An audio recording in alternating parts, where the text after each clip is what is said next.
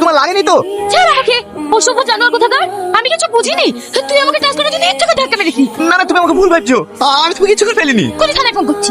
না না বোন, থানায় ফোন করো না, ও এরকম ভুল আর কখনো করবে না। ওর হয়ে আমি ক্ষমা চাইছি। ঠিক আছে, তোমার বন্ধুকে ভালো করে বুঝিয়ে দাও, দ্বিতীয়বার যেন আবার চোখের সামনে না আসে।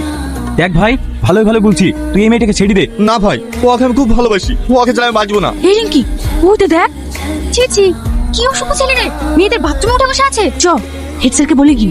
কোথায় সে জানোয়ারটা? ওই দেখেন স্যার। অসভ্য ছেলে, নাম বলছি। কি হলো? কথা কানে যাচ্ছে না? স্যার, আপনার কথা তো শুনছে না, দোকানে গুতি মারবো। মার। আমি রে, তোর বাপ নাম ঠিক রে। আমি কেন নামবো? এই সিকিউরিটি, যা ওকে ধরে নিয়ে এসো। এখানে এত হইচই হচ্ছে, কি ব্যাপার রে? দেখতে পাচ্ছেনি সেই বদমাইশ ছেলেটা মেয়েদের বাথরুমে ছাদে উঠে বসে আছে। জানোয়ার ছেলে রে, দেখি তো কাকিন কিন করছে। এখানে থাকতে হবে না, আই। আপনি হলেন গ্রামের একজন বিশিষ্ট ব্যক্তি, আমার ভাবতেও অবাক লাগছে না ছেলে হয়ে এরকম অসভ্যতমে কাজ করে কি করে। কেন স্যার, আমার ছেলে কি করেছে? না ছেলে মেয়েদের বাথরুমে ছাদে উঠে। থাক স্যার, আর বলতে হবে না। সি, তুই এত নিচে নেমে গেছিস, সবার সামনে আমার মাথা হেড করে দিলি। আমার মান সম্মানের কথা একটু ভাবলি না? আবার তোমরা সবাই ভুল ভাবছো, আমি তেমন কিছু করিনি। এই তুই চুপ কর। স্যার, এই বিকার মতো আমার ছেলেকে ক্ষমা করে দেন, আমি কথা দিছি এরকম ভুল আর আমার ছেলে কোনোদিন করবে না। ঠিক আছে, শুধু আপনার মুখের দিকে তাকিয়ে আজ আপনার ছেলেকে ছেড়ে দিলাম।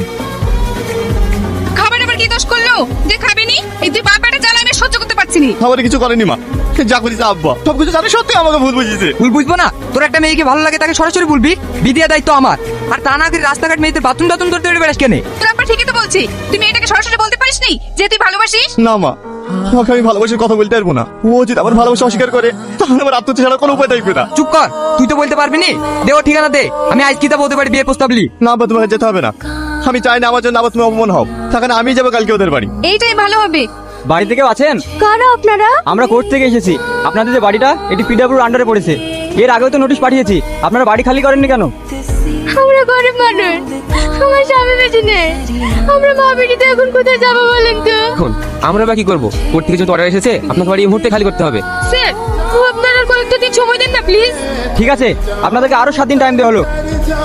মা, এবার আমাদের কি হবে? তো মামারা তো দিল্লিতে কাজ করে, তো আমরা এখানে চলে যাই। তাহলে মামাদেরকে ফোন করো, আজকে চলে যাবো। কি ব্যাপার, বাড়ি থেকে আবার দেখতে পাচ্ছিনি, ওরা তালা মারা, এরা সবাই কোথায় গেছে? ও চাচি। কি হলো বাপ, কিছু বলছো? হ্যাঁ চাচি, বাড়িতে সব তালা মারা, এরা সবাই কোথায় গেছে?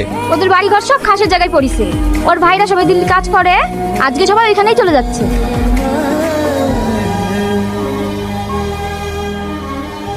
মামা, ওই দেখো সেই বদমাইশ ছেলেটা। ও, এই বুড়ি, ও নাক মুখ দিয়ে রক্ত বেরোচ্ছে কেনে?